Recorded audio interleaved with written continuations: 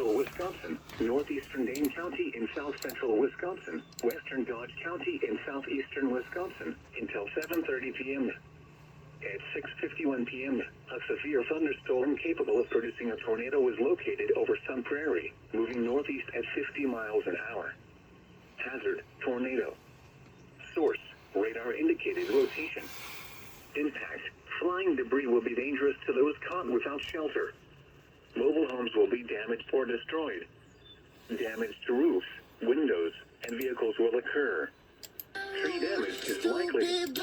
Locations impacted include Sun Prairie, Beaver Dam, Windsor, Columbus, Horicon, Juneau, DeForest, Fall River, Hustisford, Burnett, Reevesville, Clyman, Lowell, East Bristol, Atwater, Danville, South Beaver Dam, Token Creek, Minnesota Junction, and Leipzig.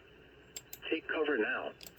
Move to a basement or an interior room on the lowest floor of a sturdy building. Avoid windows. If you are outdoors, in a mobile home, or in a vehicle, move to the closest substantial shelter and protect yourself from flying debris.